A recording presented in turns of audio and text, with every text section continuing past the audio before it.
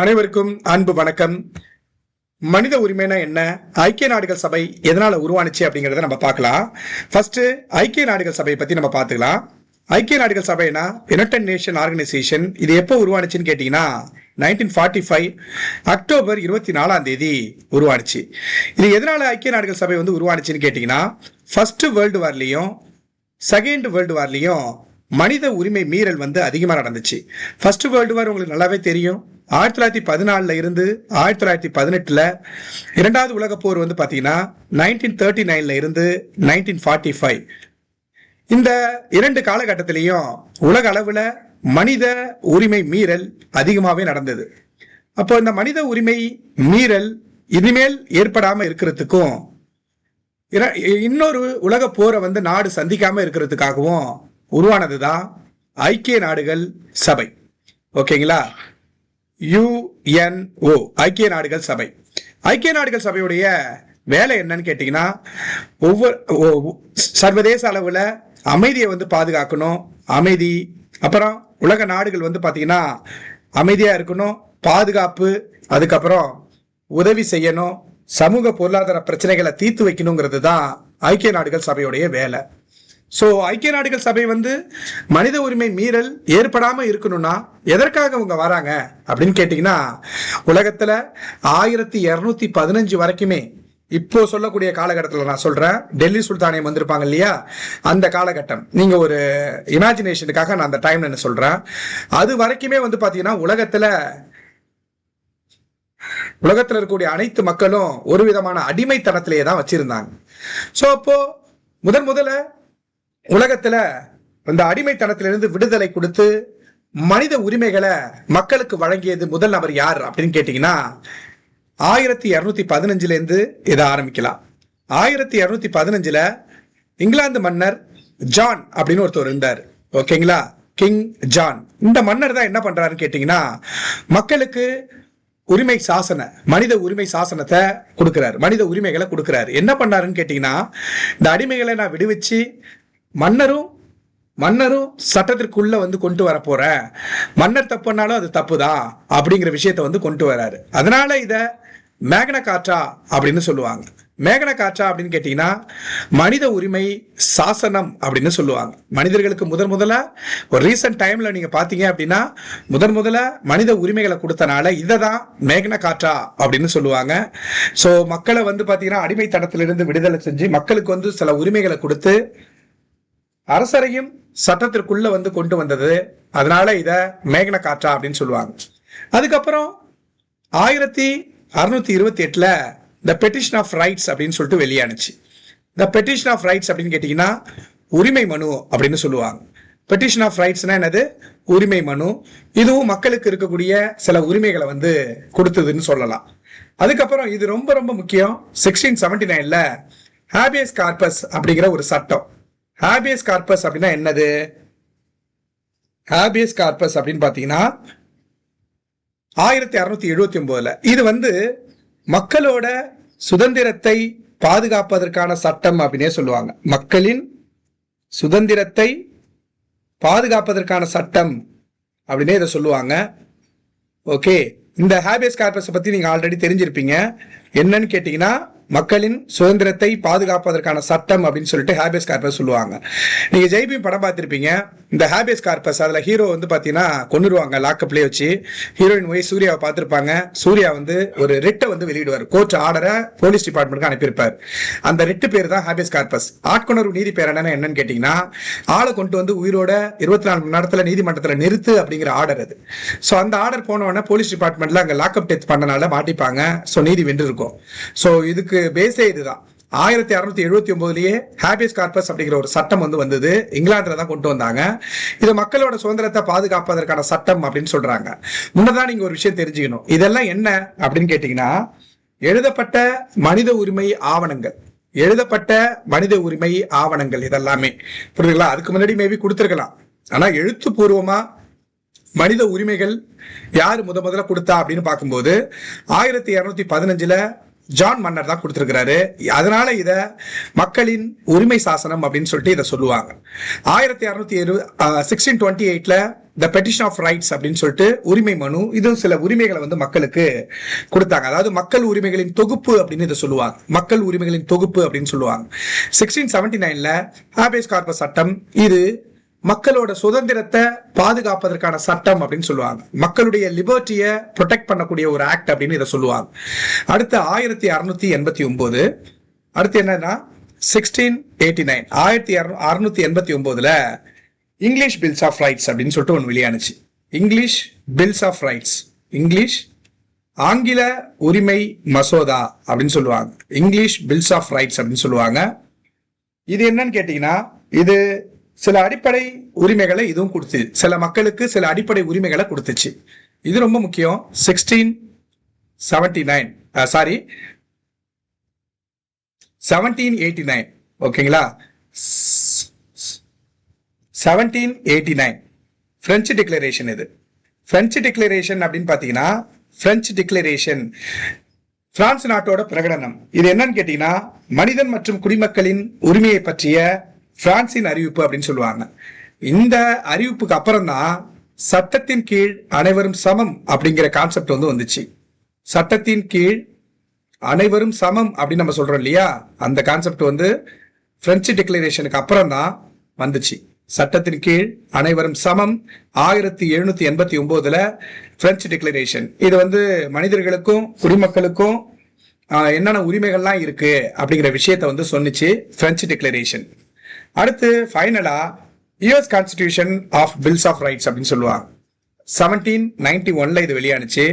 US constitution of bills of rights அப்படின்னு சொல்லுவாங்க. இவங்க இது வந்து என்னன்னு கேட்டீங்கன்னா, இது குடிமக்களோட உரிமைகளை பாதுகாக்கிறதுக்காக சில மனித உரிமைகள்லாம் என்ன அப்படிங்கிற விஷயத்தெல்லாம் டீட்டெயிலா சொல்லியிருக்கிறாங்க. ஸோ இது எல்லாமே என்னன்னு கேட்டீங்கன்னா, எழுதப்பட்ட மனித உரிமை ஆவணங்களின் முன்னோடி அப்படின்னு சொல்லுவாங்க. ஓகே, எழுதப்பட்ட மனித உரிமை ஆவணங்களின் முன்னோடி அப்படின்னு இதெல்லாம் சொல்லுவாங்க. ஓகே, ரிட்டன் ப்ரீகர்சர் அப்படின்னு சொல்லுவாங்க. ரிட்டன் ப்ரீகர்சர், எழுதப்பட்ட மனித உரிமை ஆவணங்களின் முன்னோடி, written precursor of human rights document அப்படின்னு சொல்லுவாங்க. அதெல்லாம் எழுதப்பட்ட மனித உரிமை ஆவணங்களின் முன்னோடி அப்படின்னு சொல்லுவாங்க. ஸோ இதை என்ன பண்றீங்கன்னா, ஜஸ்ட் சும்மா தெரிஞ்சு வச்சுங்க. உலகின் முதல் மனித உரிமை சாசனம் அப்படின்னு கேட்டா இது வராது, ஒன்னு இருக்கு, அதை நான் சொல்றேன் என்னன்னு சொல்லிட்டு. ஸோ ரீசன்ட் டைம்ல முதல்ல மக்களுக்கு உரிமையை கொடுத்தனால மேக்னா கார்ட்டா அப்படின்னு எதை சொல்லுவாங்கன்னு கேட்டீங்கன்னா, மேக்னா கார்ட்டா மனித உரிமை சாசனம், மனித உரிமைகளை முதல்ல கொடுத்தது யாருன்னு கேட்டீங்கன்னா ஜான் மன்னர் 1215ல கொடுத்திருக்கிறாரு. அடுத்து இதெல்லாமே வந்து எழுதப்பட்ட மனித உரிமை ஆவணங்கள் இதெல்லாம். அடுத்து the petition of rights, habeas corpus சட்டம், இது மூணுமே இங்கிலாந்து தான் வந்து பாத்தீங்கன்னா கொடுத்திருப்பாங்க. இப்ப சிம்பிளா இங்கிலாந்து மக்கள் தான், இங்கிலாந்து நாட்டுல தான் முதல்ல மக்களுக்கு உரிமைகளை வந்து கொடுத்திருக்கிறாங்க. அடுத்து இங்கிலீஷ் பில்ஸ் ஆஃப் ரைட்ஸ், அடுத்து பிரெஞ்சு வந்து சில டிக்ளரேஷன் வெளியிட்டது, அடுத்து அமெரிக்கா. ஓகேங்களா? அடுத்து நான் ஏற்கனவே சொன்ன மாதிரி universal declaration of human rights, அதை மட்டும் என்னன்னு தெளிவா தெரிஞ்சுங்க. ஸோ இப்படியே வந்துட்டு இருக்கு. ஆனா இது அந்த அளவுக்கு ஒரு எஃபெக்டிவாலாம் இல்லை. அப்போ முதல்ல 1945 அக்டோபர் 24 வந்து உருவானாங்கல்ல ஐக்கிய நாடுகள் சபை. இது வந்து சான் பிரான்சிஸ்கோல உருவானுச்சு அப்படின்னு பார்த்திருந்தோம். ஸோ அதுக்கப்புறம் மனித உரிமை மீறல் 2வது உலக போர்ல இந்த காலகட்டத்தில் தான் அதிகமாக இருந்துச்சு, அதனாலதான் இது உருவானுச்சுன்னு பார்த்தோம். இந்த universal declaration of human rights, அதாவது மனித உரிமைகளுக்கான உலகளாவிய அறிவிப்பு எப்போ வெளியானதுன்னு கேட்டீங்கன்னா 1948 டிசம்பர் 10. இது எங்க வெளியானுச்சுன்னு கேட்டீங்கன்னா பாரிஸ்ல வந்து வெளியானுச்சு. இதுலதான் டோட்டலா இதான் என்னன்னு சொல்லுவோம்னு கேட்டீங்கன்னா universal declaration of human right charter அப்படின்னு சொல்லுவாங்க. மனித உரிமைகளுக்கான உலகளாவிய அறிவிப்பு அப்படின்னு சொல்லுவாங்க. இதுல கொஸ்டின் என்னன்னு கேட்டீங்கன்னா, இது என்ன தீர்மானம் அப்படின்னு கேட்டீங்கன்னா, ஜெனரல் அசம்பிளி ரெசல்யூஷன், பொதுச்சபை தீர்மானம் 217A, பொதுச்சபை தீர்மானம் ஜெனரல் அசம்பிளி ரெசல்யூஷன் 217A சொல்லுவாங்க. இது என்ன தீர்மானம், இது வெளியான நாள், இந்த முதல்ல மனித உரிமைகள்னா என்ன அப்படின்னு சொல்லிட்டு இது வெளியான தினம், அந்த டிக்ளரேஷன் வெளியான தினம் டிசம்பர் 10. அதனாலதான் இத ஹியூமன் ரைட்ஸ் டே, மனித உரிமைகள் தினமா கொண்டாடுறாங்க. இதை எப்ப இருந்து கொண்டாடுறாங்கன்னு கேட்டா 1950ல இருந்து தான் கொண்டாடுறாங்க. ஓகேங்களா? 1950ல இருந்து தான் கொண்டாடுறாங்க. ஸோ இந்த universal declaration of human rights இருக்குல்ல, இந்த universal declaration of human rights இருக்கு இல்லையா, இதை என்னன்னு சொல்லிட்டு கொண்டாடுறாங்க அப்படின்னு கேட்டீங்கன்னா, இதை தான் என்னன்னு சொல்லுவாங்கன்னு கேட்டீங்கன்னா, மனித உரிமைகளின் நவீன சர்வதேச மகாசாசனம்னு சொல்லுவாங்க. மனித உரிமைகளின் நவீன சர்வதேச மகாசாசனம்னு இதை சொல்லுவாங்க. மனித உரிமைகளின் மனித உரிமைகளின் மனித உரிமைகளின் நவீன சர்வதேச மகாசாசனம் அப்படின்னு சொல்லிட்டு சொல்லுவாங்க. ஓகேங்களா, சர்வதேச மகாசாசனம், மாடர்ன் மேக்னா கார்ட்டான்னு சொல்லுவாங்க. சிம்பிளா சொல்லணும்னா மாடர்ன் மேக்னா கார்ட்டா அப்படின்னு சொல்லுவாங்க. ஏன்னா ரீசன்ட் டைம்ல ஜான் வந்து கொடுத்தாரு. இங்கிலாந்து மன்னர் வந்து பாத்தீங்கன்னா ஜான் தான் வந்து மக்களுக்கான உரிமைகளை வந்து கொடுத்தாரு, மனித உரிமைகளை கொடுத்தாரு. இப்போ இதைதான் மனித உரிமைகளின் நவீன சர்வதேச மகாசாசனம்னு எதை சொல்லுவாங்க? இது ஒரு question. Universal declaration of human rights வந்து பாத்தீங்கன்னா சொல்லுவாங்க. ஓகேங்களா, இந்த சார்ட்டர் தான் இந்த மனித உரிமைகளுக்கான நவீன சர்வதேச மகாசாசனம் இருக்கு இல்லையா, அது இல்லைன்னா மனித உரிமைகளுக்கான உலகளாவிய அறிவிப்பு இருக்கு இல்லையா, இதை தான் மாடர்ன் மேக்னா கார்ட்டான்னு சொல்றாங்க. இதை 185 நாடுகள் வந்து ஃபாலோ பண்ணுது. 185 நாடுகள் வந்து பாத்தீங்கன்னா ஃபாலோ பண்றாங்க. 185 நாடுகள். அப்புறம் இந்த டிக்ளரேஷனை தான், இந்த மனித உரிமைகளுக்கான சர்வதேச அறிவிப்பதான் இல்ல மனித உரிமைகளுக்கான உலகளாவிய அறிவிப்பதான் கிட்டத்தட்ட 500 லாங்குவேஜுக்கு மேல இதை வந்து டிரான்ஸ்லேட் பண்ணியிருக்காங்க. இந்த டிக்ளரேஷனை 500 லாங்குவேஜுக்கு மேல இதை வந்து டிரான்ஸ்லேட் பண்ணியிருக்காங்க. இந்த ஃபர்ஸ்ட் ஹியூமன் ரைட்ஸ் கமிஷன் உருவானுச்சுல, ஃபர்ஸ்ட் ஹியூமன் ரைட்ஸ் கமிஷனுடைய தலைவர் யார் அப்படின்னு கேட்டீங்கன்னா எலினார் ரூஸ்வெல்ட். யாரு? எலினார் ரூஸ்வெல்ட் அப்படிங்கிறவர் தான் ஃபர்ஸ்ட் வந்து பாத்தீங்கன்னா ஹியூமன் ரைட்ஸ் கமிஷனுடைய தலைவராக இருந்தவர். டிசம்பர் 10ஆம் தேதி மனித உரிமைகள் தினம் சொன்னா, இதை எப்ப இருந்து கொண்டாடுறாங்கன்னு கேட்டா 1950 சொன்னேன். ஓகேங்களா, சோ இதை ஏன் மாடர்ன் மேக்னா கார்ட்டான்னு சொல்றாங்க அப்படின்னு பாத்தீங்கன்னா, அப்போ உலகின் முதல் மனித உரிமை சாசனம் அப்படின்னு கேட்டீங்கன்னா, நான் ஏற்கனவே சொல்லுனான்னு தெரியல, இப்ப சொல்லிடுறேன். உலகின் முதல் மனித உரிமை சாசனம் அப்படின்னு கேட்டீங்கன்னா எதை சொல்லுவாங்க? சைரஸ் சிலிண்டரை சொல்லுவாங்க. அது என்ன சைரஸ் சிலிண்டரு அப்படின்னு கேட்டீங்கன்னா, சோ இது வந்து சிலிண்டர் ஷேப்ல இருக்கக்கூடிய ஒரு கல்வெட்டு. இது எப்ப வெளியாடுச்சுன்னு கேட்டீங்கன்னா 539 பிசிலே வெளியாயிட்டு. இந்த பாரசீகம் இருக்குல்ல, பெர்ஷியா, அதோடைய மன்னர் தான் யாருன்னு கேட்டீங்கன்னா சைரஸ். இந்த சைரஸ் வந்து பாத்தீங்கன்னா அதுல அந்த கிட்டத்தட்ட வந்து ஒரு சிலிண்டர் ஷேப்ல, ஓகே, சிலிண்டர் ஷேப்ல அந்த இடத்துல அந்த பாரசீகத்துல ஒரு கல்வெட்டு வந்து இருக்கு. இதுல வந்து பாத்தீங்கன்னா கண்டினியூஸா எழுதிருக்காங்க. ஓகே, கண்டினியூஸா வந்து எழுதிருக்கு. இது என்ன எழுத்துன்னு கேட்பாங்க. கினிஃபார்ம் எழுத்து. ஓகே, என்ன எழுத்து இது? கினிஃபார்ம் எழுத்து. என்ன மொழியில எழுதியிருக்காங்க அப்படின்னு கேட்டீங்கன்னா அக்காடிய மொழி அப்படின்னு சொல்லுவாங்க. என்ன மொழி அப்படின்னு கேட்டீங்கன்னா அக்காடிய மொழியில. இதுல என்ன எழுதியிருக்காங்க அப்படின்னு கேட்டீங்கன்னா, இதுல வந்து ஐக்கிய நாடுகள் சபையுடைய 6 அபிஷியல் லாங்குவேஜ்லயும் இதை வந்து பாத்தீங்கன்னா டிரான்ஸ்லேட் செய்யப்பட்டு இருக்குப்பா. அது இந்த சைரஸ் சிலிண்டர்ல இருக்கக்கூடிய விஷயம்லாம் இருக்கு இல்லையா, இந்த முதல் பாரசீக மன்னர் அவர் வந்து பாத்தீங்கன்னா அங்க இருக்கக்கூடிய மக்களை வந்து விடுவிச்சு நீங்க விரும்பிய மதத்தை வந்து பாத்தீங்கன்னா தேர்ந்தெடுக்கலாம் அப்படிங்கிற ரைட்ஸை வந்து கொடுத்தாரு. அதனாலதான் இது என்னன்னு சொல்லுவாங்கன்னா உலகின் முதல் மனித உரிமை சாசனம் அப்படின்னு சொல்லுவாங்க. உலகின் சைரஸ் சிலிண்டர் தான் என்னன்னு சொல்லுவாங்க? உலகின் முதல் மனித உரிமை சாசனம்னா இதுதான். ஓகே, மனித உரிமை சாசனம் அப்படின்னு சொல்லிட்டு சொல்லுவாங்க. உலகின் முதல் மனித உரிமை சாசனம்னா சைரஸ் சிலிண்டர் 539 பிசில வந்து வந்தது.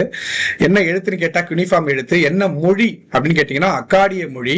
என்ன மொழின்னு கேட்டீங்கன்னா அக்காடிய மொழி. ஓகேங்களா, சோ இதெல்லாமே ஞாபகம் வச்சுக்கணும் நீங்க. ஓகே, இது வந்து ஐக்கிய நாடுகள் சபையுடைய 6 அபிஷியல் லாங்குவேஜ்லயும் இதை வந்து டிரான்ஸ்லேட் பண்ணிருக்காங்க. 6 அபிஷியல் லாங்குவேஜ்லயும் இதை டிரான்ஸ்லேட் பண்ணிருக்காங்க, ஞாபகம் வச்சுங்க. ஓகே, இது 6 மொழியில டிரான்ஸ்லேட் பண்ணிருக்காங்க. ஆனா நவீன மனித உரிமைகளின் சாசனம் அப்படின்னு சொல்லிட்டு எதை சொல்லுவாங்க? இந்த மனித உரிமைகளுக்கான உலகளாவிய அறிவிப்பு யூடிஆர்சி இருக்கு இல்லையா, universal declaration of human rights, இதான் மனித உரிமைகளின் நவீன சர்வதேச மகாசாசனம் அப்படின்னு சொல்லுவாங்க. புரியுதுங்களா? சோ இதுல ஏதாச்சும் டவுட் இருந்ததுன்னா நீங்க கமெண்ட் பண்ணுங்க. அடுத்தடுத்து நான் கொஞ்சம் கொஞ்சமா நான் போறேன். அடுத்த வீடியோல வந்து பாத்தீங்கன்னா ஹியூமன் ரைட்ஸ் கமிஷனை பத்தி தெளிவா பார்க்கலாம். ஓகே, ஹியூமன் ரைட்ஸ் கமிஷனை பத்தி தெளிவா பார்க்கலாம்.